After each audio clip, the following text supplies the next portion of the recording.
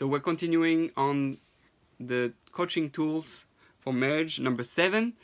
We're speaking still about communication, but a different aspect of communication. We're going to speak about digital communication, so to speak, meaning the thing what has to do with the electronic. So what's happening is that we all know, this is like well known, but we have to speak about it because everybody says it, everybody hear it, but actually very few change. And we have to make sure we put things clearly on the table and make an effort to change. That's the only way. Those tools are for you to try to really make a change and make your marriage different. So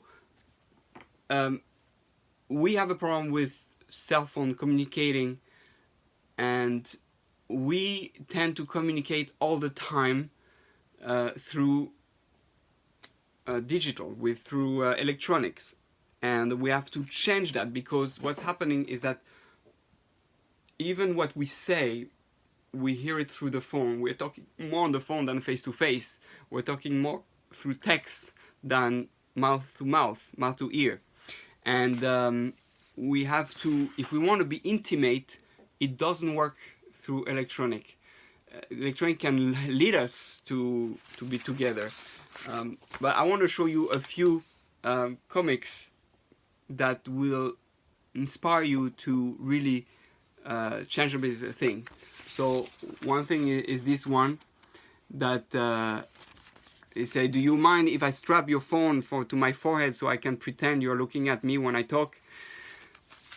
If you're talking with your spouse, don't, meaning you say, I'm going to put my phone down and I'm on silent, not vibrate, silent. There's Moshiach, I mean, not Moshiach, but there's no, unless you have someone else pregnant that you have to attend to, there's no reason, or the kids were, an emergency thing, but otherwise there's no real reason. Today, people take the phone, they're on the phone with their wife, they're on the phone with their parents, or with a rabbi, and they say, hold on a minute, I have someone else on the... What do you mean, hold on? To your parents? To your spouse? To your best friend? Unless you have a special call that it's like interview that you cannot miss, but like most of the times, like it's just something there and there. They'll let a message, they'll call back. It's ridiculous what we do. So we have to really understand that we cannot just say hold on. That's completely disrespectful. You're minimizing, you're diminishing the relationship with the other person. So you have to really put your phone down and not let your phone being used during the talk time with the other. And like it says here, whenever you're ready to look up from your phone, I'm here for you. So your spouse is usually ready for intimacy. Intimacy doesn't work if you have a phone. So we have to put our phone down and communicate. The best thing to do really is you say, from the moment I come home, I'm not using my phone for 1 hour. Or from the moment I'm on the table, I'm not using my phone. I created those love box. I have in my home, it's called the love box. And when you open the love box, it shows a sign of a phone that is with a bar in front of it, like crossed, and no, not allowed to use on the table. So when whoever comes on the table puts the phone in the love box, because when I put my phone in the love box, I'm showing you I love you more than my phone, and that's really the challenge. The phone kills true moments of intimacy. It kills true moments of connection. Phone, media, movies, all that. But also phones prevents you from thinking straight. When someone talks to you and you're on the phone, you don't get the whole thing. You might misinterpret. You don't hear. People are in another world. It washes your brain, and it becomes a prison. That's why it's called cell phone, because your phone is like a cell. So don't think you can communicate while you're on the phone. Don't think you can communicate while you're texting. Doesn't matter if it's text, email, or that. doesn't work.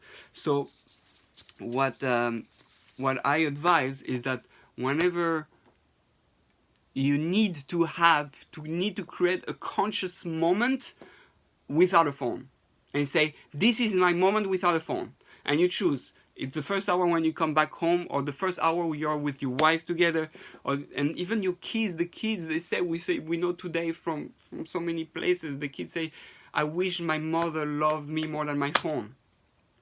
And this happens in every family. So when you go, you need every day to have that conscious time to say, and you can even tell your kids, I'm turning my cell phone off because now I love you more than my phone.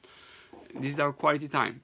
So the best is the first hour when you're with your kids, the first hour you're with your wife, or during the dinner time when you're all together. Turn it off. And this is the tool for today. It's very important. It's so simple, but it's very important. I'd like to finish with that one thing, which is, will you please tell your daughter not to text at the table? And I say, I'm on it, right? So try to not be on it all the time, because that's the danger of the generation. And all what we want, all kids and all spouse crave for intimacy, especially a wife. You need to look. They asked Rav Noach Weinberg, what's the greatest thing you advise Chatan and Kala? Yes, and that was like before the cell phone, right? What's the greatest thing you advise couples? He said, have each other look in the eyes when you talk to each other. That sounds like the most simple stuff, and that's what his ultimate, the greatest advice he gave. Look at each other in the eyes when you speak to each other. Look face to face, because that's Adam and Eve were back to back. Wrong communication.